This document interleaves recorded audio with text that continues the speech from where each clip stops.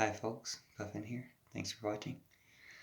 You know that thing where you see something and you think you know what it is, and then you find out you're wrong, but when you first see it, you imagine all sorts of things about what that is, and then when you realize what it is, you can't imagine those things anymore, or you'd have to try to. I guess the example that comes to mind for me is like, it's a dark room and you look and see what seems to be somebody standing there. And you think somebody's in your room and it scares you and you're afraid, thinking that someone's standing there by your bed. And you realize it's, your coat hanging over the chair. And like you can kind of go back to looking at it and say, oh, yeah, that's how I saw it and thought it was a person. But once you realize it's your coat, you don't imagine it's a person, or you don't have any of that reaction. While you do think it's a person, you have all the reaction that comes with thinking it's a person and being scared or whatever, alarmed that there's someone there in your room. And one thing that when I was thinking of this analogy to make this video, I thought, you can go on after that to imagine, well, oh, it's just my coat on my chair. I wonder what's in the pockets of my coat. Or I wonder, something else about the coat, about what it really is. You can imagine and explore plenty about what it really is. Now, what it really is isn't as alarming as what you thought it was. So maybe there's no reason to continue thinking about it. Maybe, like I said, you even go back to thinking about the exciting thing when you thought, well, how did it look like that? But you find out that it's not what you thought it was, that it's something different. And you can imagine completely different things based on that. So, this is an analogy I wanted to bring in because as a message from the Church of Judas, which I've done a few different Judas videos, and thank you for watching, thank you for sharing. Thank you for listening and commenting. You'll see that listening is a magical power in this, that the ideas I'm about to express aren't even my own ideas. I got them from a conversation I had. And while I appreciate you listening to what I'm saying here, if you also comment, you give me a chance to listen to you. And listening is a magical power. Like I said, I got the idea for this whole video from someone else. Also, you get ideas from, within your own mind if you listen. And you get ideas given to you by spirit, by goodness, by creativity, by nature. You get good ideas that are given to you if you listen carefully. And ideas are the most powerful things. Ideas and words, expressions of ideas are the most powerful things. Now, we have had a misunderstanding and a number of misunderstandings. So the idea I want to get to here is about the Garden of Eden. But what I want to say before that is about Judas. Because we've had a misunderstanding of Judas, which I explained in some of my other videos, that Judas didn't betray Jesus. There's a Gospel of Judas that was written before the other Gospels we read in the Bible that was just revealed 15 years ago. So it was kept secret or, hidden. It was one of the Dead Sea Scrolls, so in a cave where no one knew of it for almost 2,000 years. And these other scrolls in that same situation are just now being discovered, which is why you might be interested in this type of thing. But there's a lot more to be interested in. What the Gospel of Judas revealed to us was that Judas didn't betray Jesus. And what I just realized just last month or a couple months ago was that this means that the idea of Judas having a military solution or having the desire to prompt a military solution is just wrong. Judas didn't betray Jesus. We've betrayed Jesus. The cultures that claim to follow Christianity have betrayed Jesus by putting any stock and faith and support behind anything military or violent. So that's what that boils down to. And it comes down to you could be wrong about Judas for 2,000 years and then find out that you're wrong. So what else are you wrong about? To examine yourself, examine your beliefs. And in that spirit, I think I was having a conversation about the Garden of Eden. And the idea that is not my own, but that I heard, was that the Garden of Eden, my idea originally in the conversation was that the Garden of Eden is not about sex or the fruit of the knowledge of good and evil isn't somehow associated with sex, that Adam and Eve were probably having sex before that, that association is wrong.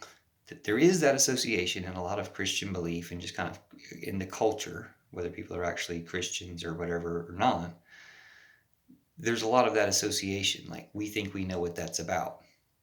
And it's just not. And it's wrong. And so in that conversation, then the idea came across that, well, what is the Garden of Eden? What could it really be?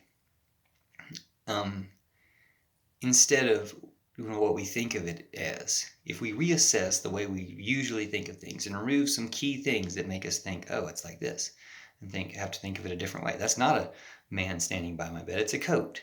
Well, what might be in the pockets? So if we wonder about what it really is when it's not what we thought it was, and I just feel certain that it's not what we thought it was about the Garden of Eden. I won't go into those details because I want to get to the idea that was shared with me. That the Garden of Eden represents a state that people are in before the body, like what we would call a heaven or pre-birth state. And that the knowledge of good and evil is the reason you get kicked out of that state and into the world as we know it is you're born, you're put into a body. And again, this isn't my idea, but I'm trying to explain it. But I think it's a great idea. I think it makes a lot of sense to think that you're in that type of heavenly state, maybe between incarnations, and there is an opportunity that you're warned against that says, don't find out the truth of who you are. Don't find out the truth of good and evil. For instance, in the Garden of Eden state, suggesting that you'll go there, between lives, that everybody experiences it over and over and over again. And in that state, there's no reason to know about good and evil because there's only good. Everything's good. That's what Eden's all about, right? So in the Eden state, when everything's good, you don't need to know about good and evil. But there's a possibility to know about good and evil. It's just it comes with the consequences of living out a life that includes good and evil, because it doesn't need to come into Eden. So if you take that option to eat the fruit and become human, which in that sense maybe has something to do with sex, but it has more to do with a spiritual union / a spiritual decision that then, because someone else on earth had sex somewhere, then you get born. But the idea is that making that transition from the spirit to earth or to life to the world of good and evil is what the option of eating the fruit is. And taking that option and becoming incarnated is something people end up doing, obviously, over and over again. Not that, you get bored of all goodness or whatever, but the curiosity takes over. This thing is there that allows you to, have greater awareness. You don't need the greater awareness in an idyllic state where nothing evil can come in, but there's that outside where the evil does exist and works its ways in the world. And then you can participate in that. And the reason to participate in it is to, fight against it, for the adventure of fighting against the evil. Some people end up getting sucked into it, in this life. But I think that's an interesting way of looking at it, that this Garden of Eden is a state you go back to, a state you come back from. And in the same way that it made me think that when you go to sleep and have a dream, your dream seems to be like hours or days or whatever, like a long period of time in a very short period of time.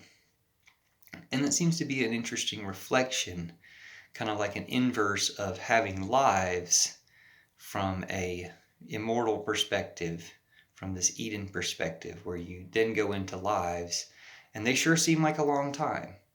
And thankfully, if we're lucky, they are a long time. And we experience moments to their fullness, so that it seems like even longer. It seems like infinite time while we're alive. That's great. not complaining about the amount of time, please, more time. But it's like, just like in a dream, if you're having a great dream and you wake up for it, you want to go back to sleep and have more of that dream. So it's like, no matter how much there is, you want more. But the real point is that there is more, because it's more within what seems to be smaller. Just like there's more life within a dream than happens in an hour of our time. These lives might not seem like more than a dream to your, immortal soul. But, and you wake up from them in that immortal soul over and over and over again and decide over and over and over again, I'll eat the apple. I'll take the, I'll take the awareness. I'll re-enter the cycle of evil and good. And again, it seems like the best reason to do that, especially from a place where everything's good, is to help work out the evil, get rid of the evil, like help address and resolve and heal the evil and change the evil and make things good, make more things good. So, it seems like it's not that hard. There's all sorts of ways of going about it and doing it. That seems like the principle, we kind of all came here for, and those who've been misguided, we can help guide them back to it.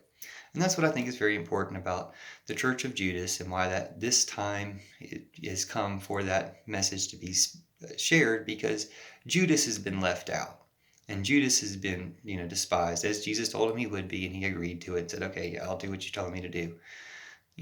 And that's what we've gotten wrong about it.